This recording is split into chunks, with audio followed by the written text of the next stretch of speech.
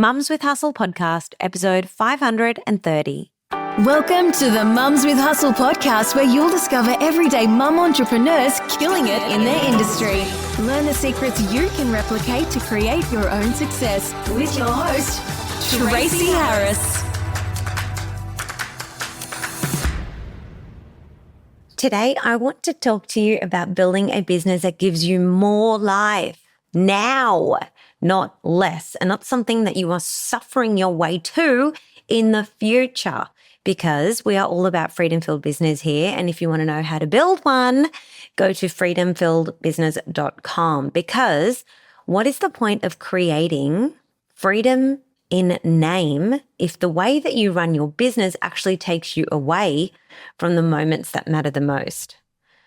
Ladies, this episode was actually inspired by a couple of conversations with my mentees recently, and I think that they're such powerful examples of how clarity often comes through contrast and what it looks like in the day-to-day, because quite often we can't recognize that we're experiencing something, or that the thing that we're experiencing is actually a bit of a problem and we're being redirected to a different pathway. We can't really make sense. We can't really see the forest through the trees, so to speak. So one of my mentees, I'll tell you a story about the first lady. She very recently launched the first paid round of her signature online course. And this is after running a pilot first, which if you've been in my world for any length of time, you'll know it's something that I always encourage. Run the pilot, run the beta.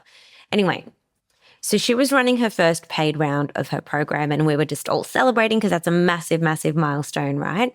And the launch itself went well. She even attracted someone that wasn't even following her on social media at all, like just through a very casual conversation wherever they happened to be in life. This person was like, oh my gosh, you are basically the answer to my prayer. Sign me up. So that's always super exciting, right? So the launch itself went well. The offer was so aligned. The messaging landed.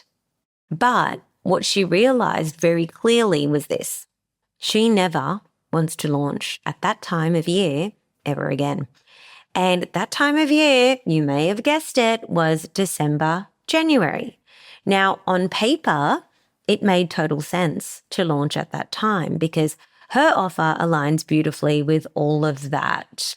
Eat well, get in shape, new year, new you, new habits, energy that comes around every single, New Year's. We know that. But just because it made sense doesn't mean that that is sustainable for her every year, because real life told a different story. And this is the difference between someone who is truly a freedom maker and is running a lifestyle first business versus someone that is just like, well, marketing wise, I'm going to jump on that. Don't really care if it suits my family life or my lifestyle in those months. If I'm going to make bank, I'm doing it. Very, very different way of doing business. Because for her, it was Christmas. It was the end of year slowdown. It was the many social gatherings. And also in January, which for her is a month of full birthdays, like one after the other across her family, even her brothers, like extended family. It's just family celebration time. And what she actually wanted was to be fully present for that Christmas joy, the New Year festivities, and the birthday celebrations. She wanted to be present for all of it, to enjoy the moments and to not feel like she was mentally split between holding a launch and being with the people that she loves. And what she realized through the experience was, I don't want to launch at that time of year ever again. And the contrast gave her clarity. And honestly, I love that for her, because she knows she now gets to design around that knowing. And, this is still an early stage digital entrepreneur. And when you're early stage, or whenever you launch a new offer, that means a whole new set of assets and a whole new launch and a whole new launch style. And when you are early stage and you've got so much to learn and you've got so much to build, it can also feel extra overwhelming. And that's just part of the experience, okay? We all go through that. So the more experienced we get, the more we take these skills and apply these skills at a mastery level, which only comes from practice and also feedback from mentors and guides like myself. Over time, these things start to feel less overwhelming and they start to feel more second nature. So there's a possibility where in the future, it's not going to feel as hard or as heavy to launch at that time of year again. Or maybe she's just going to decide, I just take those months off because I just don't want to work in those months. Or maybe there's a version where she's launched this so often and so well and optimized it that now there's an evergreen version out running at that time of year. Like there's so many options. And this is the thing that I love about this business model. Now, I had a similar conversation come up with another mentee of mine. She actually submitted a question inside of one of my group coaching Q&As. And this beautiful entrepreneur has an annual paid program, and she shared that she wants to change the delivery cadence. She does not want to run live calls during school holidays. And I know that a lot of you listening to this would be like, yeah, me too. I don't like it's chaotic, or you feel bad, almost, you're ignoring the kids potentially, or you have to rely on care. And that's hard, like logistically. And also you just want to have a pause. And the school holidays would be a nice time to take that pause. So that was the case with this mentee. And we talked through other ways that she could structure her live deliverables in the form of, whatever sorts of calls that she's running. We talked through how she could change the structure to something that suits her, but still delivers incredible value without being accessible all the time, and maybe baking in some pauses and some rests. So we explored a version of her program that might look like weekly live calls for 10 weeks, followed by 2 or 3 weeks off of no calls. And those can be positioned as catch-up weeks, study weeks, and integration weeks, rest weeks. Now, inside of your containers, you would still need to frame up what those things are. And, maybe if it's even an implementation week where everyone's getting in and getting their hands dirty, or maybe your audience also wants the break. Maybe they also want the pause. I remember when I was at uni and we got study weeks. I think that's what they were called, right? Forgive me, it's been a long time. But I loved that because I don't think I was studying. I think I was just having a break, having a breather. I was so happy. I was like, so good. Or even week 0, O week. That really was just about onboarding and getting settled. There wasn't really anything much that was asked of us. And we are educators. If you have an online coaching program, a course, a membership, a mastermind, you are an online educator. And so you need to see yourself as an educator and have a look at what educators do. I am fortunate that prior to 10 years in digital, as a digital entrepreneur and mentor, I was an educator. I could see the importance of breaking in or purposefully creating and building in catch-up weeks, study weeks. I know when I ran even my first online course many moons ago, I structured it so that the course went for, say, 6 weeks, I think it was. And at the halfway point, there was a catch-up week. And there were no new modules or no new lessons or anything like that dripped. It was just time for people to catch up on the previous 3 modules or 3 lessons that were dropped, and I hosted a Q&A to catch anybody up. And people really loved that. So you get to set the pace. You get to create a pacing guide for your course or your membership that explains the intentionality behind how you're delivering things.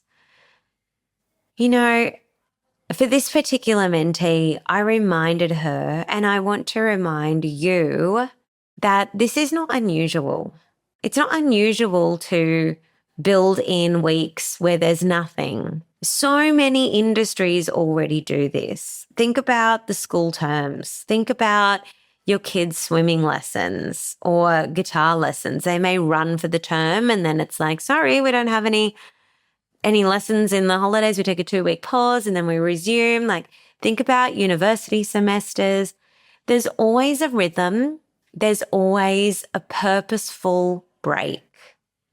And sometimes it does your students or your clients a service to actually tell them to stop and pause as well. It takes away the overwhelm of them always needing to be at absolutely everything every single week and overcrowding their calendar. Less can sometimes be more. I fear that we've somehow convinced ourselves in the online business space that if we pause, value disappears. Value disappears. And that is attributed to our philosophy of money and how we view money and how we view value.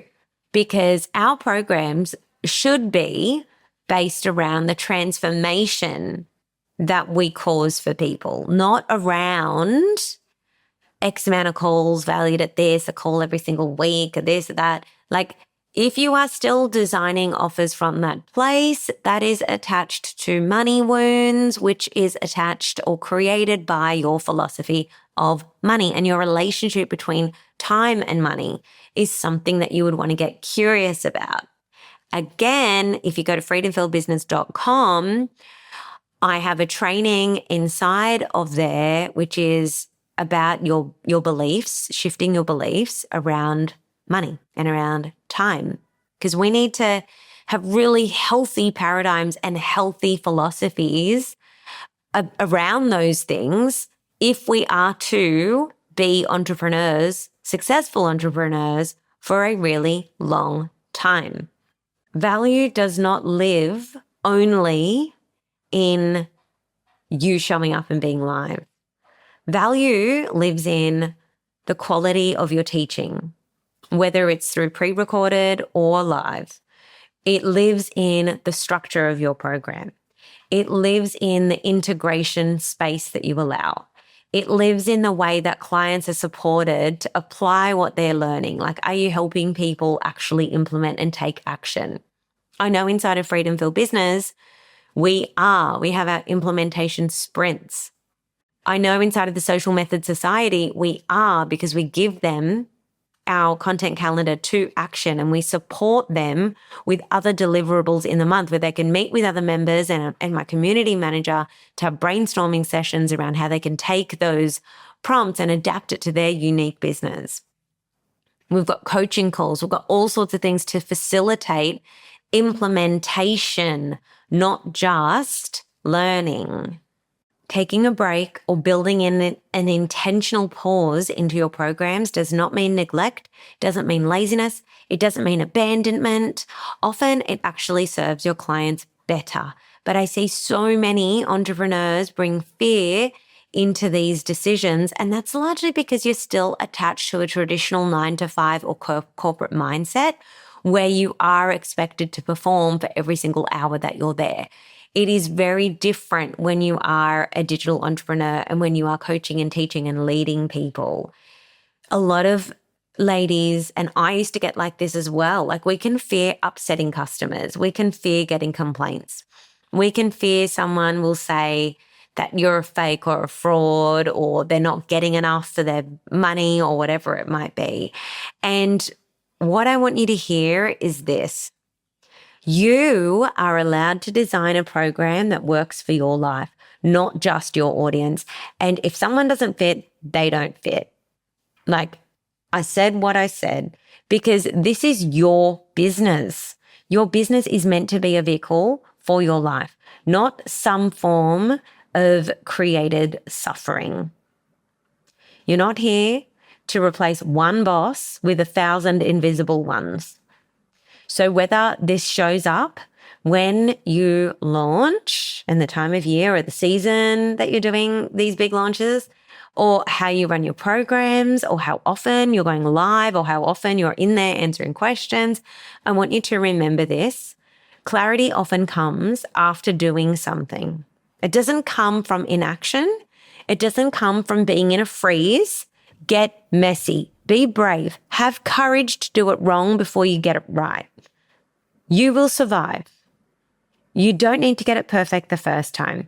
You just need to be willing to listen to what that experience teaches you. So maybe you launch it and maybe you realize this feels way too much. I need a break. This isn't sustainable. I'm now resenting my members or they're not getting the best of me. If you need to reduce calls and add something else in there, you can do that. Or maybe you just need to reduce calls and not add anything else because chances are you've overbloated a program because you're still in a season of needing to fix your time and money relationship. I'm willing to bet that that's a lot of you. Have the courage to adjust and know that it is possible that some people won't like it. It's possible. But it's also possible that everyone's going to love it. Okay? Have the courage to adjust. That is leadership. That's what that is, leadership. Otherwise, you're avoiding it. That's avoidance. So leadership is leaning in and actually leading through it. That's what creates sustainability in your progress and not burnout, not resentment. So many people have closed amazing online programs down, memberships down, courses down, because they just fell out of love with leading them. You get to choose how you lead it. And this is how you build a business that gives you more life, not less. Okay, if you have an online program, or if you are in the season of planning an online program, I just want you to think, like, if you list out all the deliverables, is there something in there that doesn't really feel like you've got sustained energy for? Is there something in there that makes you go, oh, I don't really want to do that? I encourage you to sit with a mentor or have a hot seat if you're inside of one of my programs, or come to a coaching call, or put it in for your peers and have them share another way in which you can provide value or shortcut your people to their success without taking more of your bandwidth. You don't have to be a martyr. I know that's been one of my biggest lessons to date. And if you're worried about attracting the sort of person that would complain about, not getting value from your program, then listen, because maybe it's an opportunity to refine your messaging when you're talking about that offer so that you're really speaking to the type of person that finds full value in what you're sharing and you're repelling the needy ones, the people that you don't want in there. You've got to make sure that your copy and your messaging is attracting the right people and repelling the people that aren't for you either. So I hope that you love this episode. And if you want to know more about Freedom Filled Business, just go to freedomfilledbusiness.com or shoot me an email, hello@mumswithhustle.com. Our latest release, or one of our latest releases, is seriously epic. It is my entire webinar launch system, all the way from how to write your opt-in page, your thank you pages, upsells, how to name your webinar, the slide deck, everything that goes on those slides, the emails in the lead up to the webinar, high-performing Facebook ads, sales emails, you name it, it's all in there.